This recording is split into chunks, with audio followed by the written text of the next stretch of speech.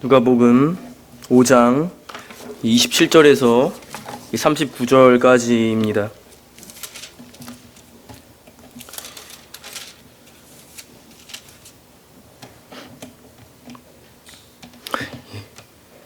다 찾으신 줄 알고 제가 읽도록 하겠습니다. 제가 봉독하겠습니다. 누가복음 5장 27절입니다. 그 후에 예수께서 나가사 레위라 하는 세리가 세관에 앉아있는 것을 보시고 나를 따르라 하시니 그가 모든 것을 버리고 일어나 따르니라. 레위가 예수를 위하여 자기 집에서 큰 잔치를 하니 세리와 다른 사람이 많이 함께 앉아있는지라. 바리새인과 그들의 서기관들이 그 제자들을 비방하여 이르되 너희가 어찌하여 세리와 죄인과 함께 먹고 마시느냐. 예수께서 대답하여 이르시되 건강한 자에게는 의사가 쓸데없고 병든 자에게라야 쓸데가 있나니 내가 의인을 부르러 온 것이 아니요 죄인을 불러 회개시키러 왔노라. 그들이 예수께 말하되 요한의 제자는 자주 금식하며 기도하고 바리새인의 제자들도 또한 그리하되 당신의 제자들은 먹고 마시나이다. 예수께서 그들에게 이르시되 혼인집 손님들이 신랑과 함께 있을 때에 너희가 그 손님으로 금식하게 할 수 있느냐. 그러나 그날에 이르러 그들이 신랑을 빼앗기리니 그날에는 금식할 것이니라. 또 비유하여 이르시되 새 옷에서 한 조각을 찢어 낡은 옷에 붙이는 자가 없나니 만일 그렇게 하면 새 옷을 찢을 뿐이요 또 새 옷에서 찢은 조각이 낡은 것에 어울리지 아니하리라. 새 포도주를 낡은 가죽 부대에 넣는 자가 없나니 만일 그렇게 하면 새 포도주가 부대를 터뜨려 포도주가 쏟아지고 부대도 못쓰게 되리라. 새 포도주는 새 부대에 넣어야 할 것이니라. 묵은 포도주를 마시고 새 것을 원하는 자가 없나니 이는 묵은 것이 좋다 함이니라. 아멘. 오늘 식탁교제라는 제목을 가지고 하나님의 말씀을 증거하고자 합니다. 식탁교제입니다. 오늘 본문은 예수님과 소외계층에 있는 사람들 간에 식탁교제를 하는 내용을 담고 있습니다. 식탁교제라고 한다면 그냥 한 식탁에서 한 상에서 함께 모여서 식사하는 것을 말합니다. 우리가 가족들이 다 같이 모여서 한 상에서 식사하는 것처럼 한 상에 모여서 식사하는 것을 식탁교제라고 하고요. 이 당시에 그러면 소외 계층들은 누구냐면 크게 네 부류의 사람들을 말하려고 하는데요. 첫 번째는 세리입니다. 세리였고요. 두 번째 부류는 사마리아인들이었습니다. 또 세 번째 부류는 가난한 자들입니다. 돈이 없는 가난한 자들. 그 네 번째 부류는 병자들입니다. 이 네 부류는 소외 계층에 속해 있었습니다. 그런데 오늘 예수님께서는 이 소외 계층에 있는 사람들과 함께 한자리에서 식사를 하는 모습을 이 누가가 담고 있습니다. 그러면 누가 잔치를 베풀고 또 누가 예수님과 이 소외 계층 간의 이 관계를 맺어 주었는가? 누구냐면 오늘 본문 27절에 보면 이렇게 나와 있습니다. 그 후에 예수께서 나가사 레위라 하는 세리가 세관에 앉아 있는 것을 보시고 이렇게 나와 있어요. 일단 잔치가 시작되기 전이에요. 일단은 어떤 사람이 갑자기 등장하냐면 레위라는 사람이 등장을 하게 됩니다. 그 누가는 이 레위라는 사람이 세리다 이렇게 말하고 있습니다. 이 세리는요, 그 당시에 굉장히 나쁜 사람입니다. 나쁜 직업을 갖고 있는 사람인 거예요. 비윤리적이고 비도덕적이고 또 정직하지 못하고 또 권력을 남용하는 로마의 앞잡이를 하고 있는 이러한 사람들이 바로 세리였습니다. 그럼 세리가 어떤 일을 하냐면 로마 나라에서 이제 이 유대 나라의 세금을 걷습니다. 그 세금을 거둘 사람이 필요하잖아요. 그 사람이 바로 세리인 거예요. 그러면 예를 들어서 이 로마 나라가 이 유대인 한 가족당 한 10만 원 정도의 세금을 걷기를 이제 명령을 내렸습니다. 그럼 세리는 한 20만 원, 또 그 이상도 거둘 수 있습니다. 20만 원의 세금을 한 가족당 이렇게 부과를 해서 걷어요.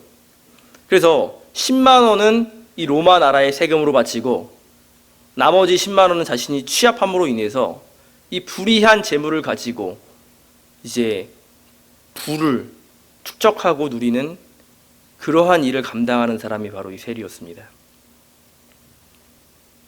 그러니까 사람들이 좋아하지 않는 거죠. 누가는요, 이 레위라는 사람이 세리였다라고 말하고 있습니다. 그 레위가 누구냐면 우리가 잘 알고 있는 마태복음을 기록한 마태입니다. 마태의 또 다른 이름이 레위예요. 마태는 마태복음을 기록했을 뿐만 아니고 12제자 중에 한 명이죠. 그런데 누가는요, 오늘 그 마태를 마태의 그 전에 있었던 사도 이전에 그 직업이 세리였다 라고 말을 하고 있습니다. 불명예스러운 과거를 드러내고 있다는 거예요. 그걸 통해서 이 레위의 이 불명예스러운 과거를 들춰냄으로 인해서 누가는요, 예수님과 이 레위의 관계를 소개하고 있습니다. 예수님은 어떠한 분인지, 또 이 마태인 레위는 또 어떠한 사람인지를 이 레위의 이 아주 불명예스러운 과거를 끄집어내면서 설명을 하고 있다는 거예요. 첫 번째 모습은 예수님의 모습인데요. 예수님은 이 세리 레위에게 나를 따르라 이렇게 말하고 있습니다. 27절을 다시 한번 보겠습니다. 그의 예수께서 나가사 레위라 하는 세리가 세관에 앉아 있는 것을 보시고 나를 따르라 하시니, 첫 번째 모습은 나를 따라오너라 라고 말하는 예수님의 모습입니다. 세리는 어떠한 사람인지 제가 금방 말씀을 드렸습니다. 세리는 비방을 받는 자이고요, 또 멸시를 받는 자이고요, 사랑을 받지 못하는 자입니다. 소외 계층 가운데서도 소외당하는 사람이 바로 세리예요. 왜냐하면 같은 민족의 돈을 갈취를 하잖아요. 착취를 하잖아요. 그러니까 이 유대인들에게 있어서 이 세리는 상종할 수 없는 인간인 겁니다. 유대인이라면 그 누구도 세리와 함께 하질 않습니다. 그런데 오늘 본문에서 예수님은요, 이 세리인 레위를 부르시는 것입니다. 그 어떤 누구도, 그 어떤 유대인도 세리와 그 레위와 함께 하지 않았습니다. 그런데 그 예수님께서는 레위를 부르고 계신다는 겁니다. 그러니까 예수님은요, 소외 계층에 있는 사람들, 또 유대인들이 비난하는 그런 사람들을 불러서 사용하신다라는 겁니다. 이것이 예수님의 모습이라는 겁니다. 남들이 다 비방하고 남들이 전혀 관계를 갖지 않을 그런 사람을 예수님은 품어주신다는 거예요. 예수님에겐 차별이 없다라는 것을 우리가 보게 됩니다. 두 번째 모습은요, 예수님께서 말씀하셨을 때에 자신의 할 일을 즉시 버려두고 따르는 레위의 모습입니다. 여기 28절에 보니까요, 그가 모든 것을 버리고 일어나 따르니라 이렇게 나와 있습니다. 그가 모든 것을 버리고 따랐다. 사실 굉장히 놀랐습니다. 이 세리라는 직업이 아주 부도덕하고 비인격적이고 비윤리적인 일임을 우리가 감안할 때 예수님이 한마디 하셨다고 해서 그 세리 레위가 모든 것을 버려두고 예수님을 따랐다는 것은 굉장히 놀라운 것입니다. 예수님이 명령하시고 또 레위가 예수님의 말씀에 즉시 순종한 것에 대해서 어떠한 그 과정이나 왜 그랬는지 이 성경은 설명하고 있지 않지만 성경이 보여주는 것은 무엇이냐면 예수님은 사랑으로 레위를 부르시고 이 레위는 즉시 예수님을 따랐다는 겁니다.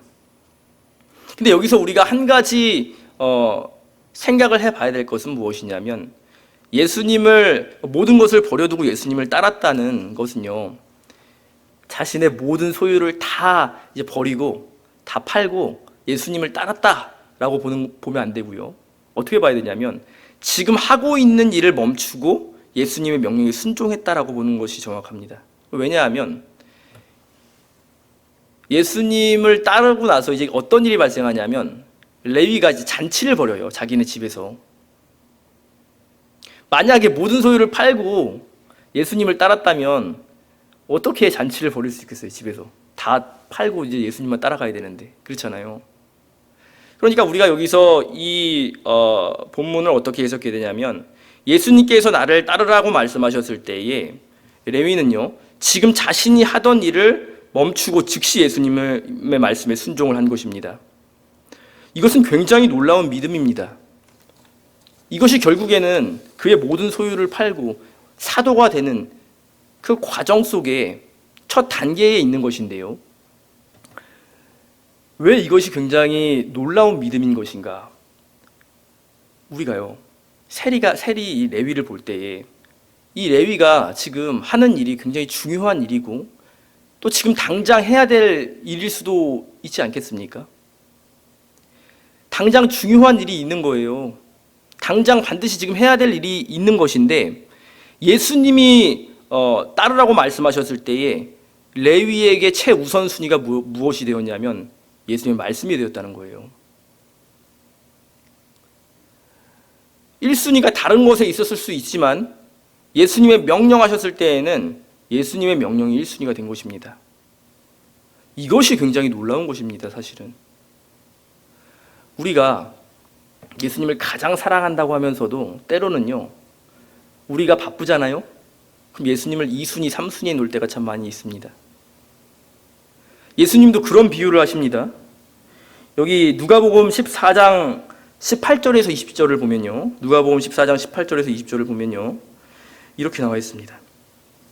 예수님이 비유로 말씀하시는 건데요, 다 일치하게 사양하여 한 사람은 이르되 나는 밭을 샀음에 아무래도 나가 보아야 하겠으니 청컨대 나를 양해하도록 하라 하고, 또 한 사람은 이르되 나는 소 5겨리를 샀음에 시험하러 가니 청컨대 나를 양해하도록 하라 하고, 또 한 사람은 이르되 나는 장가 들었으니 그러므로 가지 못하겠노라 하는지라.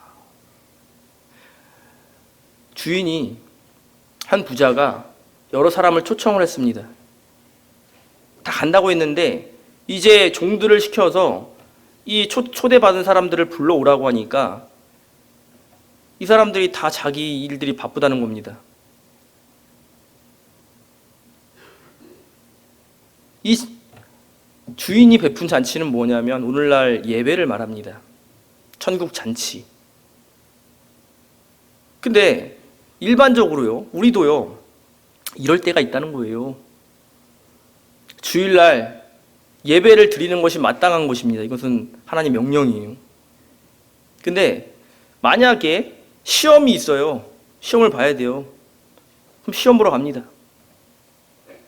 결혼식이 있습니다. 그럼 결혼식을 가요. 여행을 가야 돼요. 여행을 갑니다. 주일은 매주 돌아오니까 매주 예배할 수 있지만 뭐 시험이나 여행이나 결혼식은 뭐 일생에 한 번 있을 수도 있고 뭐 결혼식은 일생에 한 번이니까요. 혹은 가끔, 아주 가끔 있는 일이다 보니까 그래 한번 거기 갔다 오자 이렇게 하는 거예요. 이러한 생각이 결국에는 예수님을요 1순위 자리에서 밀어내는 일이 되는 거예요. 최우선순위에 있어야 할 그 예수님을 2순위, 3순위에 모셔다 놓고 여행이나 결혼식이나 시험을, 결국에는 나의 욕심이 그 자리를 채우는 것입니다. 그러니까 레위가 자신이 해야 될 일이 분명히 있었을 거예요. 근데 예수님이 말씀하셨을 때에 자신이 해야 할 일을 그냥 내려놓고 예수님을 따라갔다라는 것은, 이것은 굉장히 놀라운 믿음이 될 수가 있다는 것입니다. 이 레위가 얼마나 기뻤던지 예수님을 모셔다 놓고 이제 잔치를 베풀어요. 마을 잔치를 성대하게 베풉니다. 근데 거기에 이제 문제가 생겨요. 어떤 문제냐면 이 바리새인들과 서기관들이 그곳에 참석을 했다는 것입니다. 그것이 이제 문제가 되는데요. 이것은 또한 굉장히 아이러니한 거예요. 먼저 29절을 보겠습니다. 레위가 예수를 위하여 자기 집에서 큰 잔치를 하니, 이렇게 나와 있죠. 세리와 다른 사람이 많이 함께 앉아 있는지라. 30절에 바리새인과 그들의 서기관들이, 이렇게 나와요. 그러니까 세리가 베푼 잔치에 지금 바리새인들과 서기관도 함께 참여했다라는 것은 사실은 굉장히 우리가 한 번쯤은 좀 생각을 해봐야 되는 겁니다. 왜냐하면 바리새인들과 서기관들은요, 이 소외 계층에 있는 사람들과는 전혀 함께하지 않습니다. 그럼에도 불구하고 이 자리에 참여할 수 있었다라는 것은 우리에게 두 가지 사실을 알려주고 있는데요. 첫 번째는 무엇이냐면 당시 유대 문화입니다. 어떤 문화냐면 이 유대인들이 마을에 잔치를 열잖아요. 그럼 이 잔치는요, 계급 사회를 뛰어넘는 포용과 교제를 나누게 된다는 거예요. 그러니까 무슨 얘기냐면 마을에 잔치가 벌어지게 되면 그 마을 잔치에는 누구나 다 참여할 수가 있는 겁니다. 물론 잔치에 참여하지만 같은 상에서 먹진 않겠죠. 같은 상에서는 소외계층은 소외계층끼리 한 식탁에서 먹을 것이고, 또 바리새인들과 서기관들은 또 다른 식탁에서 먹겠죠. 그렇지만 일반적으로는 원래 같은 자리에 있지도 않아요.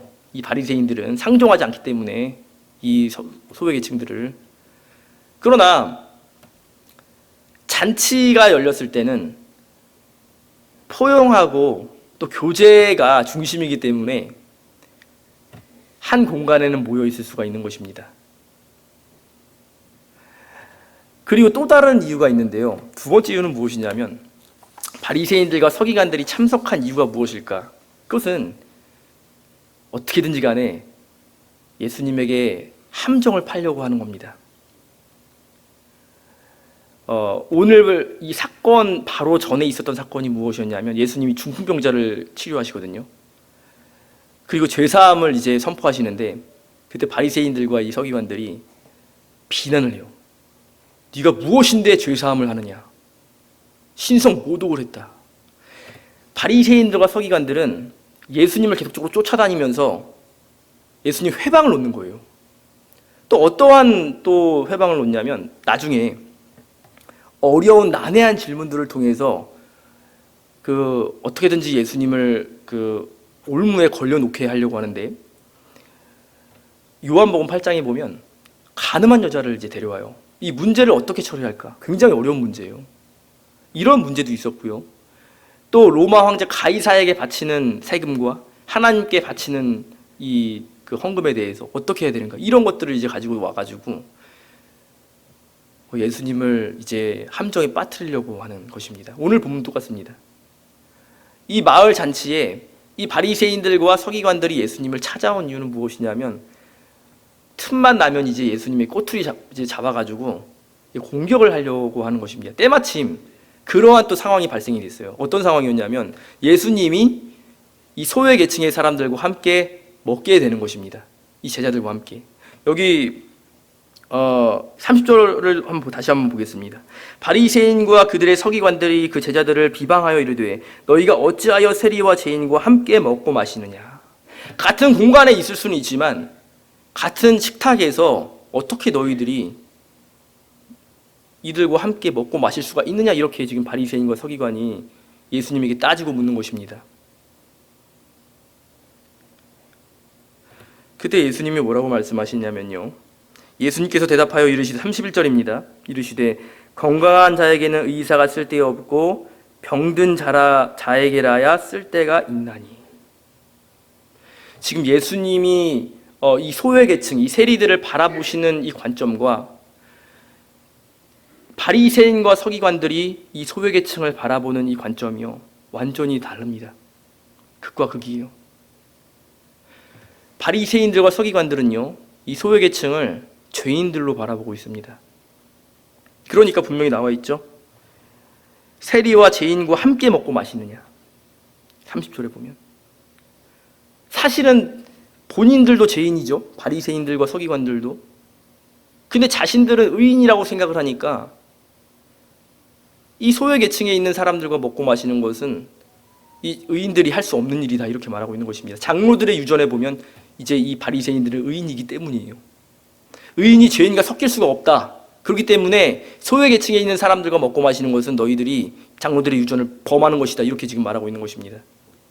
그러나 예수님의 입장에서는 그들과 함께 먹고 마실 수가 있습니다. 왜냐하면 예수님은요, 이 소외계층을 물론 죄인이지만 어떻게 바라보시냐면 환자로 바라보시고 계신 겁니다. 병자로 바라보고 계신다는 거예요. 이것이 안 좋게 바라보고 계신 것이 아니고 이렇게 나와 있죠. 31절에 보면요, 다시 한번 읽겠습니다. 예수께서 대답하여 이르시되 건강한 자에게는 의사가 쓸데없고 병든 자에게라야 쓸데가 있느니라. 예수님은요, 자신이 의사로서 자신의 백성들을 돌봐야 할 그런 사명이 자신에게 있다고 생각하는 겁니다. 그러니까 내가 의사로서 내가 고쳐야 하는 이 사람들과 함께 먹고 마시는 것이 문제가 되지 않는다는 거예요, 지금. 그러니까 바리새인들과 예수님의 관점 중에서 가장 극과 극이 되는 것이 무엇이냐면 예수님에게는요, 이 소외계층을 불쌍히 여기는 마음이 있는 것입니다. 측은히 여기는 마음이 있는 것이고 이들에게 자비를 베풀고자 하는 마음이 예수님에겐 있었다는 겁니다. 더 놀라운 사실은 무엇이냐면요, 이 식탁교제는 매일 일상적으로 일어날 수 있는 일입니다. 꼭 잔치가 베풀어지지 않아도 한 상에서 모여서 먹을 수 있잖아요. 근데 이 식탁교제를 통해서 어떤 일이 발생하냐면 치유와 회개와 회복의 역사가 일어나고 있다는 것을 우리는 보게 돼요. 한번 볼까요? 32절을 봅니다. 내가 의인을 부르러 온 것이 아니요 죄인을 불러 회개시키러 왔노라. 이렇게 말하고 있잖아요.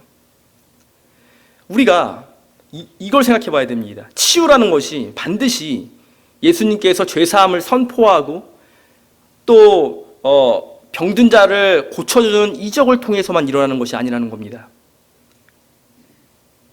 사소한 일상생활에서 예수님과 함께하는 그 자리에서요, 치유의 역사가 일어나고 회개의 역사가 일어나고 회복의 역사가 일어날 수가 있다는 것입니다.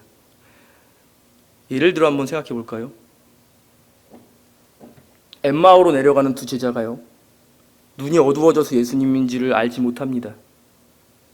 예수님이 함께 동행할 때 그들에게 죄사함을 선포하는 권세를 주신 것도 아니고요, 또 어떠한 기적의 능력을 행하신 것도 아니지만 예수님이 그들에게 말씀하시고 또 교훈하셨을 때 결국에 그들의 눈이 밝아졌지 않습니까? 정신과 의사가 환자들을 돌볼 때, 환자들을 고칠 때 어떻게 고치냐면, 우리도 많이 듣습니다. 해결책을 제시해 주는 것이 아니고 환자의 상황을 보고 환자의 얘기를 들어줘요. 또 환자의 말에 공감해 줍니다. 이야기를 들어주고 공감해 주면서 이제 한마디씩 딱 얘기하는 거예요. 외국 영화 같은 데 보면요, 이 의사들이, 이 정신과 의사가 환자를 이제 만날 때 반드시 병원에서만 만나지 않더라고요.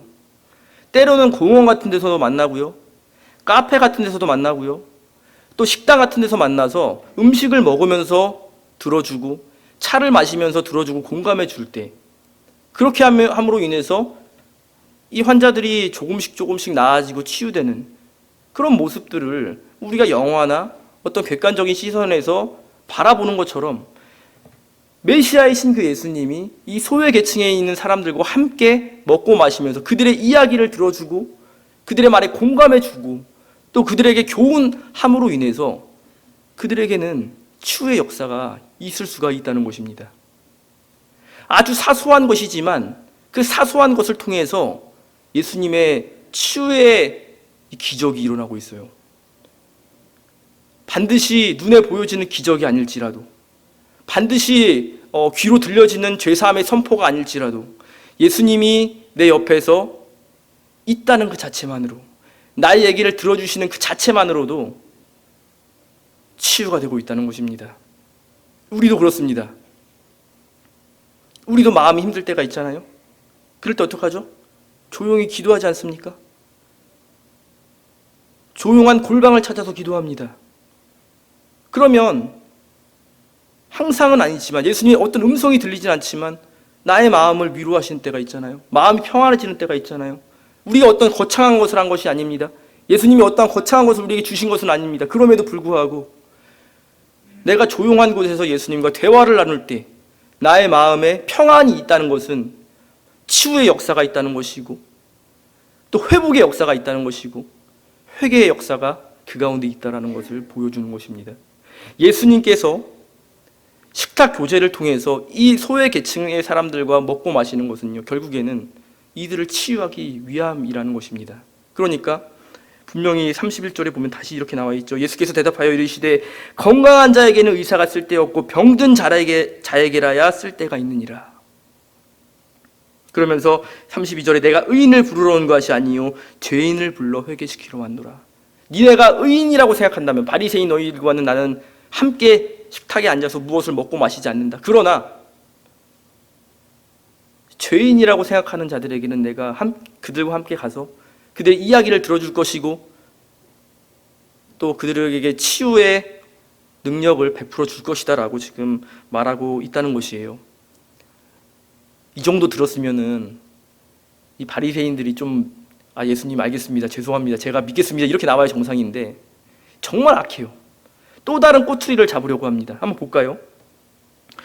33절입니다. 그들이 예수께 말하되 요한의 제자는 자주 금식하며 기도하고 바리새인의 제자들도 또한 그리하되 당신의 제자들은 먹고 마시나이다. 이제 조금 같은 식탁 교제지만 금식으로 넘어가서 세례 요한과 그의 제자들은 그렇게 금식을 하고 경건 생활했는데 예수님과 그의 제자들은 경건 생활 전혀 안 하는 것 같아요. 먹기만 하고 마시기만 하고 뭐 음식이 있으면 좋아하고 이렇게 얘기하는 겁니다. 그때 예수님이 뭐라고 말씀하시냐면요, 34절입니다. 예수께서 그들에게 이르시되 혼인집 손님들이 신랑과 함께 있을 때에 너희가 그 손님으로 금식하게 할 수 있느냐. 예수님은 지금 금식을 부정하는 것이 아니고 금식할 때가 아니라고 말하고 있습니다. 지금 금식할 시기가 아니라는 거예요. 금식은 언제 하냐면 크게 두 가지 상황에서 금식을 하는데, 첫 번째는 아주 무언가를 열렬하게 소망할 때, 그때 금식하고요. 두 번째는 내 죄를 통회하고 자복할 때 하는 것이 금식입니다. 그러면 세례 요한이 또 그의 제자들이 금식한 이유는 무엇이냐면 메시아를 기다리기 때문이에요. 세례 요한의 그 사명은 메시아를 선포하는 일이잖아요. 그러니까 세례 요한은 메시아가 올 것을 간절하게 소망하니까 금식을 한 거예요. 그런데 그 메시아가 이제 오셨잖아요. 그러면 어떻게 해야 돼요? 금식을 이제 더 이상 할 필요가 없는 거죠. 잔치를 베푸는 것이 이제 정상인 것입니다. 예수님은 34절에서 그렇게 말씀하시는 거예요. 다시 한번 읽어보겠습니다. 예수께서 그들에게 이르시되 혼인집 손님들이 신랑과 함께 있을 때에 너희가 그 손님으로 금식하게 할 수 있느냐. 할 수 없다는 거예요. 한 가지 예를 들겠습니다. 내 딸이 결혼을 빨리 했으면 좋겠는데 결혼을 안 해요. 나이가 들어가는데. 그래서 막 금식 기도를 했어요. 그랬더니 어느 날 딸이 막 장성한 멋진 남자를 데려서 결혼하겠다는 거예요. 그러면 엄마가 어떻게 하겠습니까? 정말 너무 좋다 하면서 맛있는 거 음식들을 많이 차려주지, 우리 다 같이 금식합시다 이렇게 나오는 사람은 없다는 거죠. 이것처럼 이미 신랑이신 예수님께서 오셨기 때문에 지금은 금식할 때가 아닙니다. 그러나 금식할 때가 앞으로 찾아와요. 언제냐면 여기 35절입니다. 그러나 그날에 이르러 그들의 신랑을 빼앗기리니 그날에는 금식할 것이니라. 예수님이 이제 십자가에서 죽으시는 날이 있습니다. 하나님의 모든 진노를 다 받으셔야 되는 그날에는 금식을 해야 된다는 거예요. 왜냐하면 예수님이 우리의 모든 죄를 짊어지고 가시기 때문에, 그죠? 그 예수님을 위해서 금식하는 것이 아니고 그 나의 죄 때문에 예수님이 그 십자가에 돌아가신 것을 통한히 여기는 그러한 금식을 그때는 해야 된다는 것입니다. 그러면서 예수님은 두 가지 비유를 말씀하세요. 첫 번째 비유는 36절에 나와 있습니다. 36절을 보겠습니다. 또 비유하여 이르시되 새 옷에서 한 조각을 찢어 낡은 옷에 붙이는 자가 없나니 만일 그렇게 하면 새 옷을 찢을 뿐이요 또 새 옷에서 찢은 조각이 낡은 것에 어울리지 아니하리라. 새 옷과 낡은 옷이 있습니다. 근데 새 옷이 낡은 옷이 구멍이 나요. 그러면 새 옷의 일부분을 잘라가지고 이 낡은 옷에 붙이는 사람은 없다는 거예요.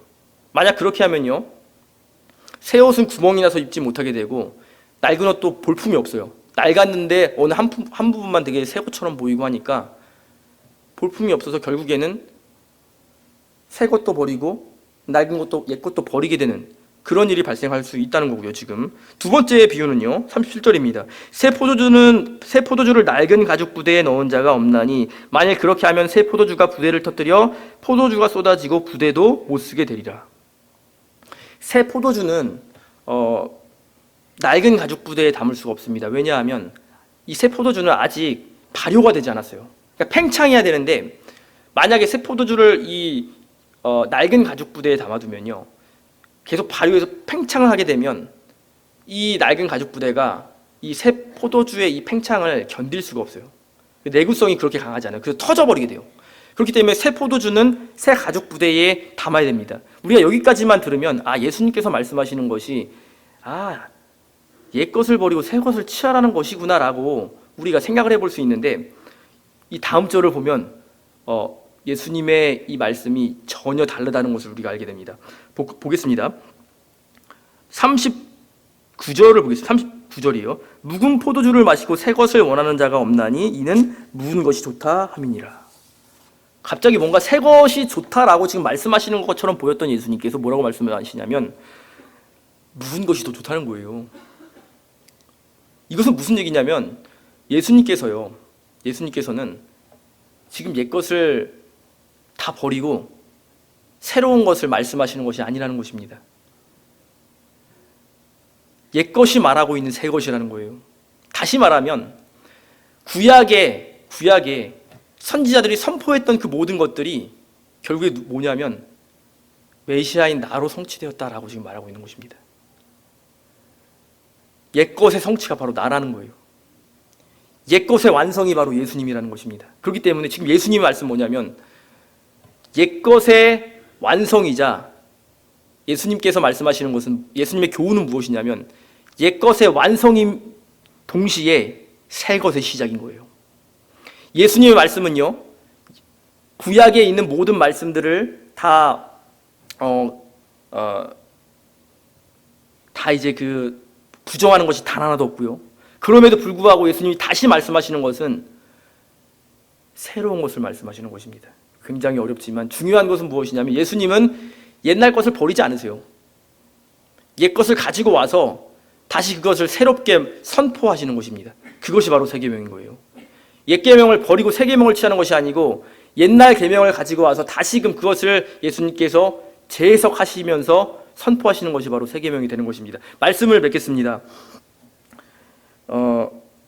예수님과 죄인들이, 이 예수님과 이 소외 계층들이 식탁 교제를 나눴던 것처럼 우리도 예수님과 식탁 교제를 나누는 날이 반드시 올 것입니다.